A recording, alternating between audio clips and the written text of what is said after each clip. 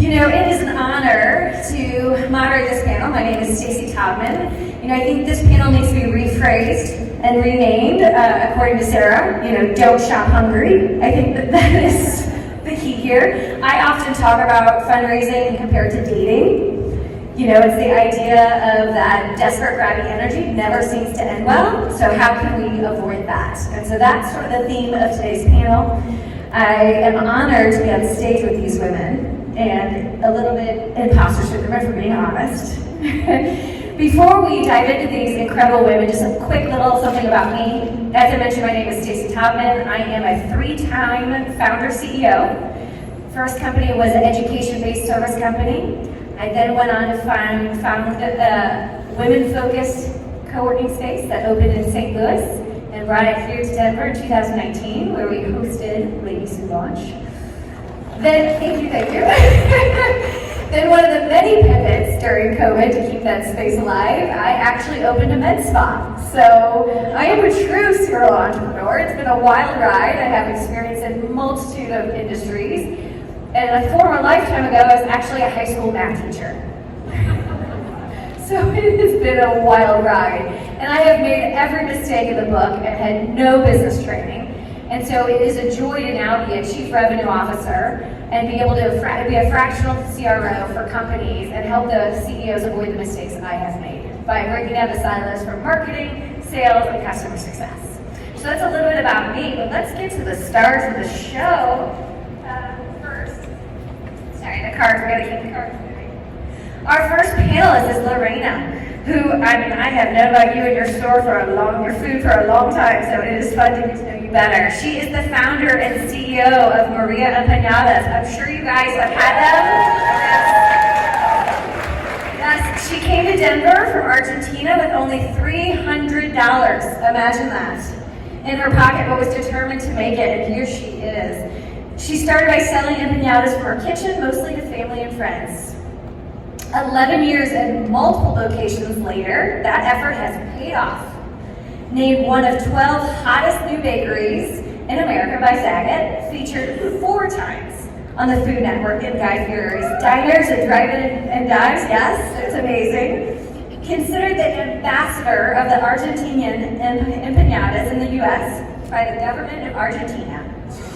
Yes, and I haven't even guessed the best part in my opinion. And hosted Kamala Harris on the first stop of her nationwide Help Is Here listening tour.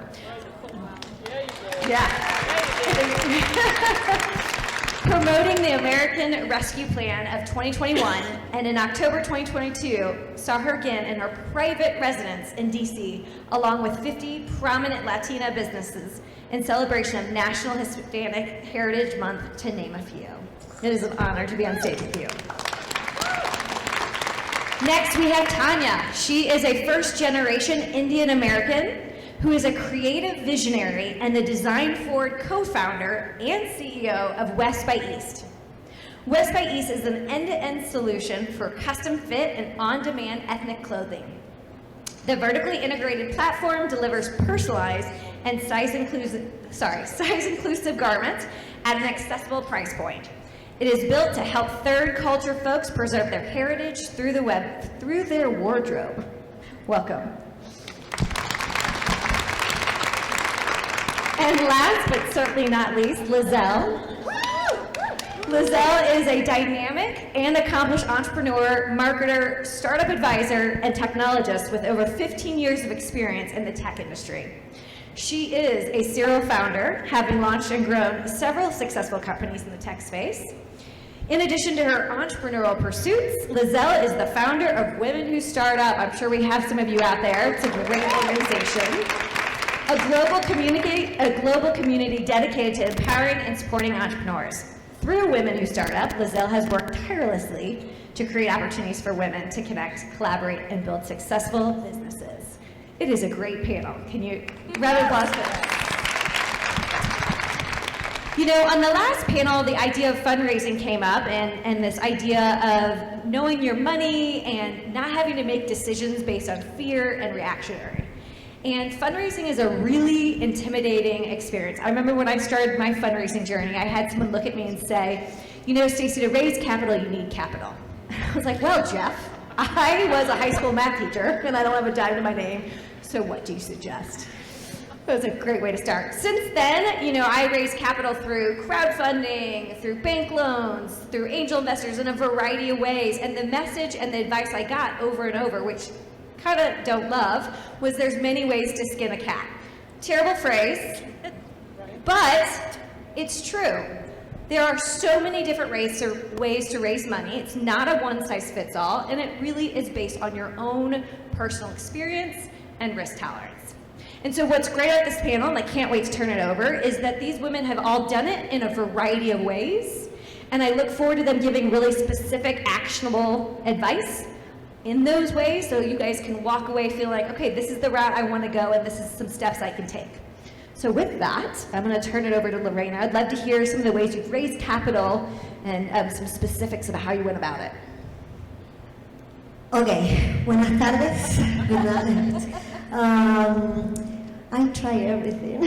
I try everything. Sometimes you have to. Exactly. I like the panel before. I mean, you hear thousands of no's, right?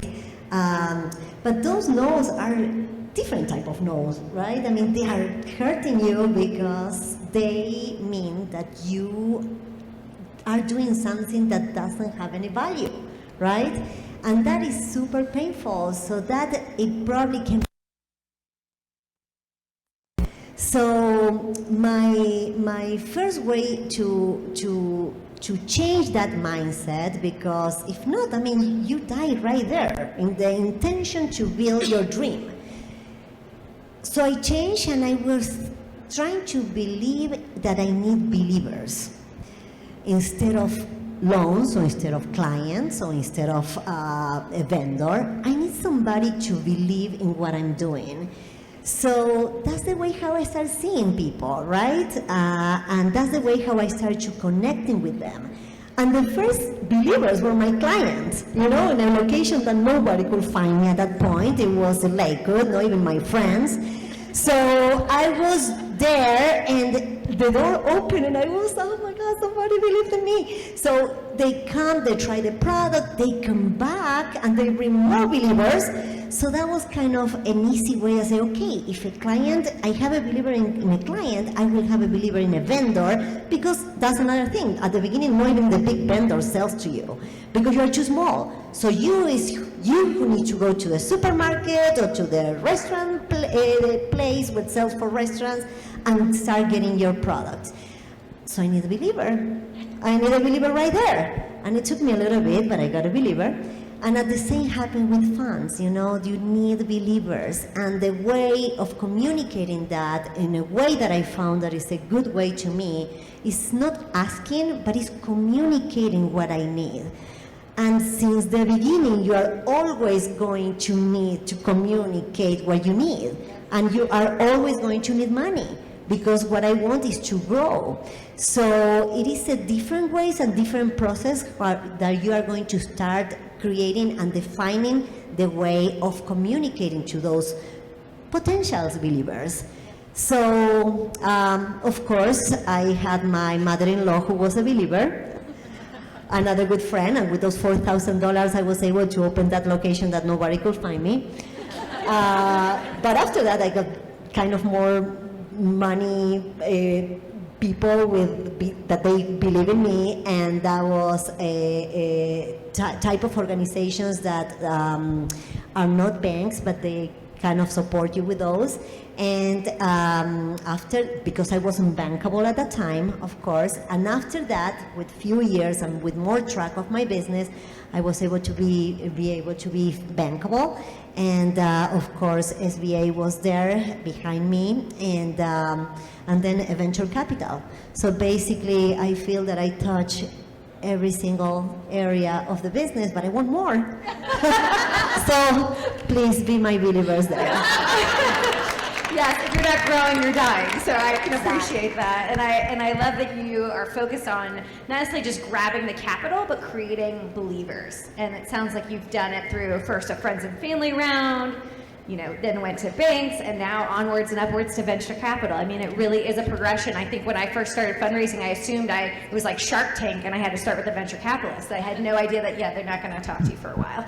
So that's really helpful to hear your journey. Now, Lizelle, I know you went a little bit different path, and you started not necessarily in that way. How did you start? What's your fundraising experience? Well, I've started a lot of businesses since 2012, and so I can talk to a varied set of how to start companies. So I've done nonprofits and for-profits. So I'll pick a couple, and raise your hands if you're a small business owner. Beautiful, that's incredible. Raise your hand if you're a startup founder. So you're building technology. Yeah, raise your hands, you can be proud. Come on, no shame in this room. Yeah.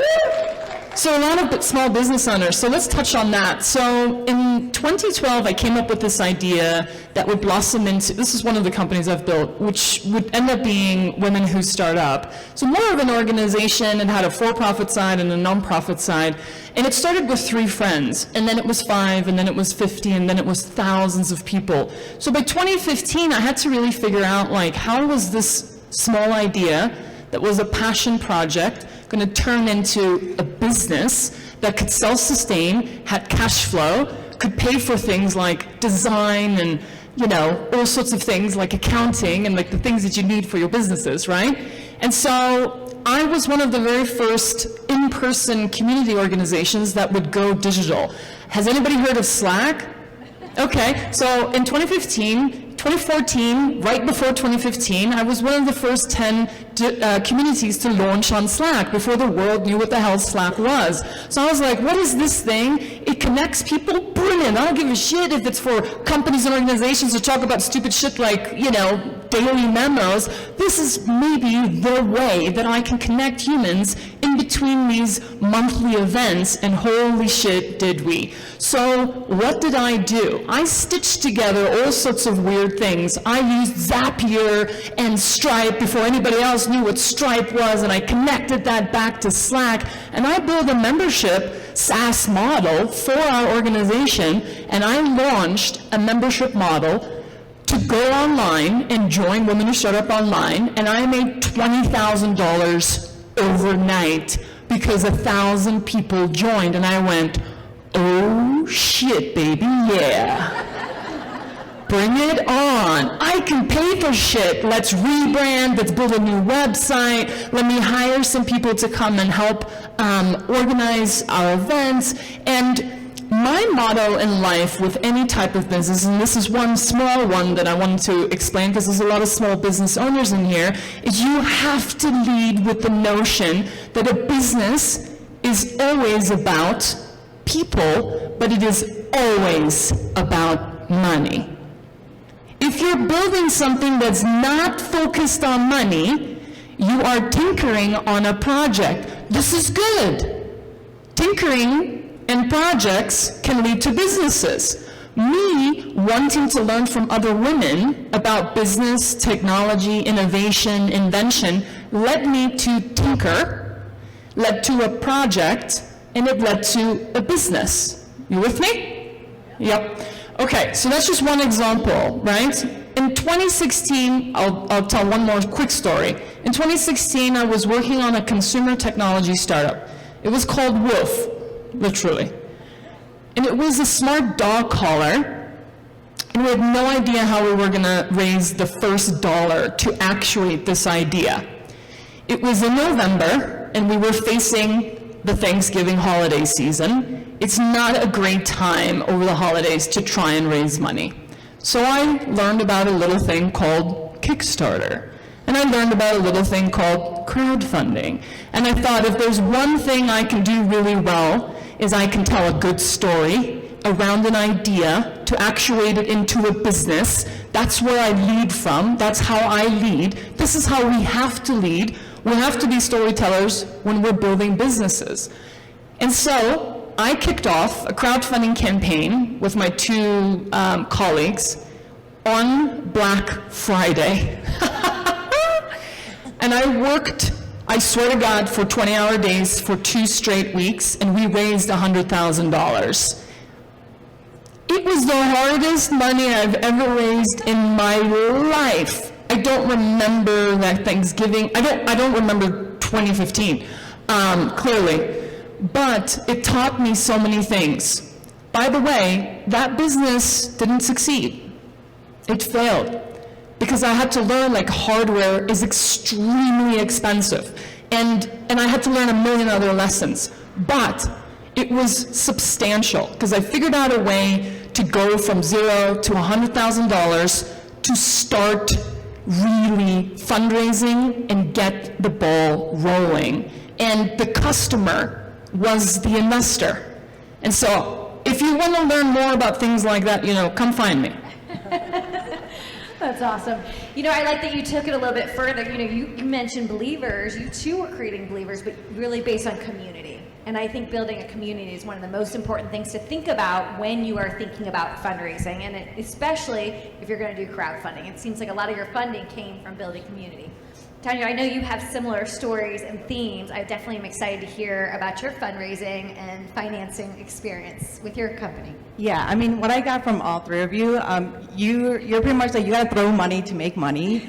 For you, money means I believe in you. You're just a hacker. Like, you know how to hack your way to the MVP. So for me, I immersed myself into the startup world, the whole ecosystem, and I built a community around me. Last year, while I was pregnant, I got over $100K in non-dilutive funding just from pitch competitions. I participated in multiple fellowships, including Ladies Who Launch, Tory Burch, Vital Voices, accelerator programs as well, like Gold Rush, Visible Hands. So clearly, I'm a maximizer. And so for all you small business owners or founders, this is what you do. It's real simple, so take note.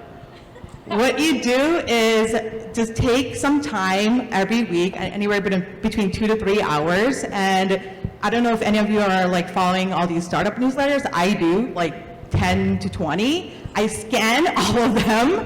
I scan my Slack groups, and I aggregate a list of applications and their deadlines. And then I have a document of all the questions that they all typically ask, and then my answers. And all I do is copy and paste, and I tweak along the way. But this has got me into all these competitions and programs, and I truly believe that every opportunity unlocks another opportunity, and that's really how I got this far in life as a hustler, and I'm sitting in front of you as a first time speaking, like in person. So yeah.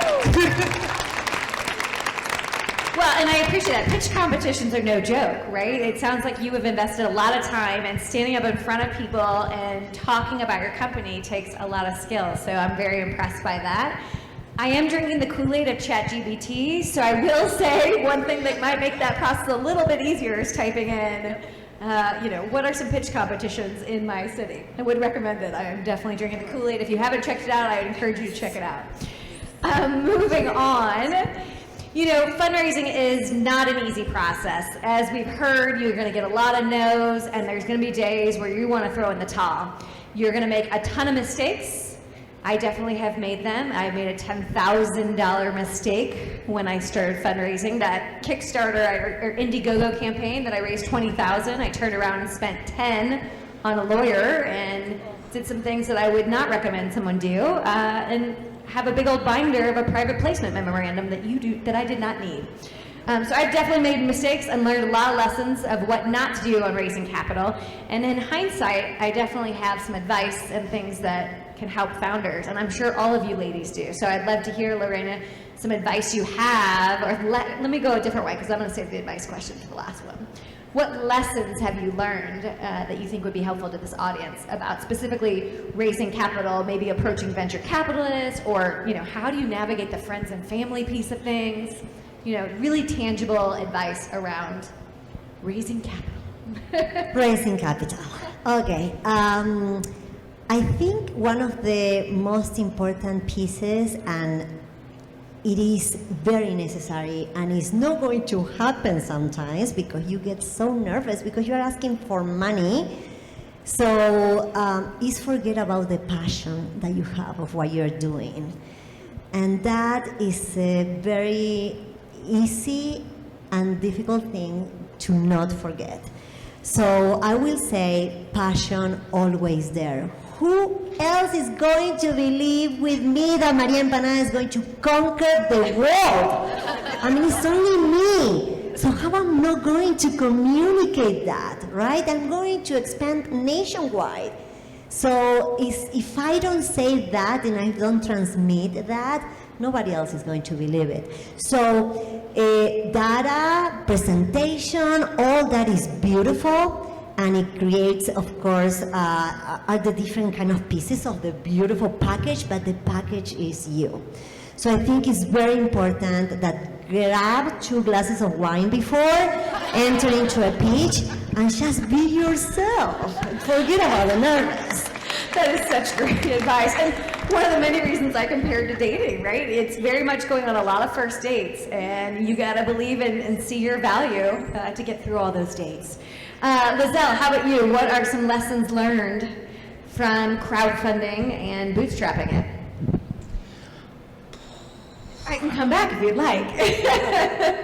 Okay, so I've bootstrapped, I've crowdfunded, I've raised community rounds, which is equity crowdfunding, where your customer can actually own some equity in your company. I've raised venture capital for a technology company, my last startup in 2020. I think the previous panel touched on a lot of interesting things that I think a lot of people dance with a lot, which is our relationship with money is extremely emotional. It's extremely psychological, and there is a lot of shame involved in it. So I've heard that now from like lots of speakers tonight. And the thing for women is, God forbid, that we want to make money, take money, pay ourselves good money, pay the people that work for us a lot of good money, and then make even more money so that we can transfer that money back into the ecosystem, so more people that, just like you in this room, can go and start more businesses, make good money, and transfer that back into the ecosystem.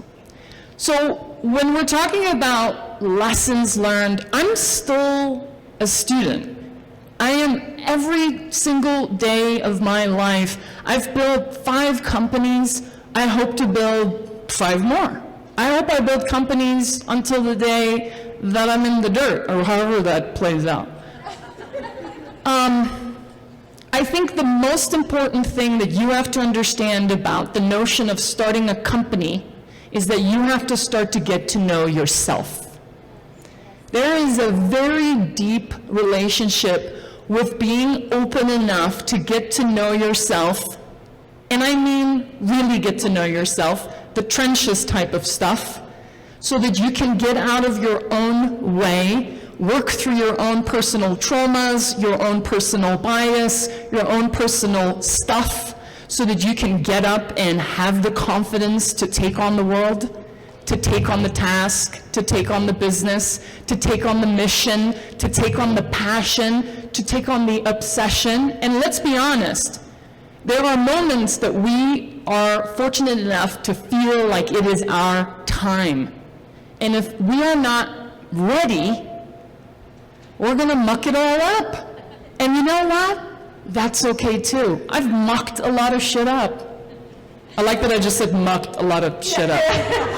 I try to not be such a potty mouth, but it just happens. I hope that transcends. I hope that's helpful. No, that's very helpful. Thank you.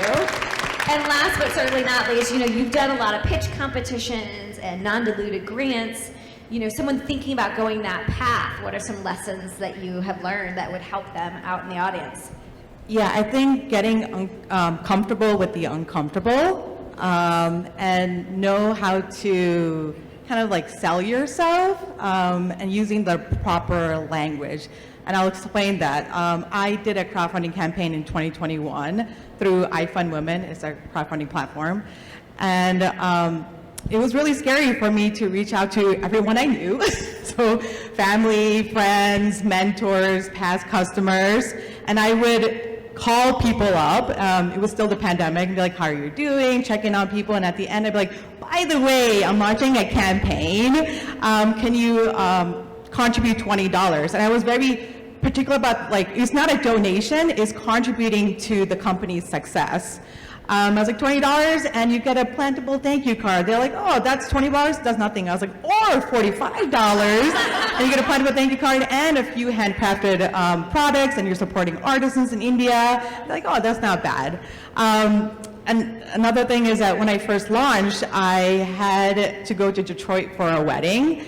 The day after the wedding, the bride and groom hosted a brunch, and my husband has an uncle who's really wealthy, and I approached him and I did a soft pitch, told him about the campaign, showed him the video, and he's just nodding his head like, okay. I could tell he was tired, a bit hungover. He was definitely drinking Hennessy at 11 a.m.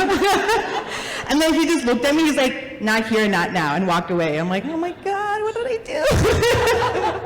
So then I grabbed food, I sat down, and then I saw him come around to my husband, give him something, and my husband came to me and gave me a check for $1,000, and he was my first contributor. Nice work. Well, and that goes back to no is not necessarily no, it's a not yet. So that's amazing. Or, good point, 10 minutes. All really important lessons. Some common themes I'm hearing is this idea of the power of community and networking, really having passion about what you're doing, and really thinking through what's best for you ahead of time. Now, I know we've talked kind of high level on some of the lessons learned. The last question we're going to go for, we want you guys to be able to leave here and next week put something into practice. So I'm curious, what advice, quickly, because we're definitely running out of time, what quick advice do you have that the people in the audience can put into place to get them moving and not shopping hungry? Let's start with Tania, since I've been ending on Tania. Let's go back to you. Okay. Mine is build meaningful relationships and ask for introductions. If I want to connect with someone, I ask them like quick 15, 30-minute Zoom call, and I come very much prepared. I watch or I listen to a podcast that they're recently featured on. I read an article that they were mentioned in. I watch a virtual panel, or I stalk them on LinkedIn and Twitter and Instagram. And when I come to the meeting, I have key objectives and talking points and very specific asks. I want to make sure I'm not wasting anyone's time. And that's kind of how I build out my Rolodex of my network and contacts. So in short, I truly believe if you're prepared, luck favors the prepared. Yes. So it sounds like your advice is, so all of you need to reach out to someone next week to have coffee with them. And I agree. Social capital is one of the #1 predictors to success in business. It's not necessarily about the money, it's about your network. And so you got to start building it before you need it. Lizelle, what advice do you have for this audience that they're going to put into place next week? So if you're thinking about starting something, or you're kind of early, or mostly I want to speak to those in the room that are like hesitating to start that thing or to accelerate that thing that maybe you've already started. I want to encourage you, because every single one of us was like at day 0, and you take one step and then take another step. So I want to encourage you to just begin. It's funny that earlier Stacy mentioned ChatGPT. This is going to sound really silly, but last week I invented a co-founder with ChatGPT. I called it Z. If you're following me on LinkedIn and Twitter. Follow her on Twitter, it's really. So I invented a co-founder. So even if you have like a cool idea and you have like all these questions, like you just ask machines now. And I want to see a lot more women like dabble in using technology to accelerate your decision making, because there's a million little steps that it takes to take an idea and to successfully launch it in the market. And we are living in a mind-blowingly, amazingly interesting time where technology can help us make our decisions a little bit faster. But what you said is quintessential. Surround yourself with people that you are at least not so afraid to ask for what I should do next. So you need to be in an environment, in a community setting, where you feel confident that you can ask human beings, hey, listen, I have an idea. What the heck do I do next? If you ask me this, I'm going to show you some really cool things. So you can hit me up on Twitter or LinkedIn, and I'm likely going to point to like my AI co-founder. But I think a lot of people can actually accelerate just their confidence building if you know, rolling the dice and getting things moving. Yeah. I think that's really good. And one of the things I love about Lizelle is here she's navigating ChatGPT and doing all these cool things, but she's putting it out there, right? And owning it even before you know where it's going to go. And I think that not letting shame get in your way and just being willing to go for it and ask for help is amazing. And last but certainly not least, actionable advice for this audience. What do you got for us? I have a lot. So, but let me tell you two.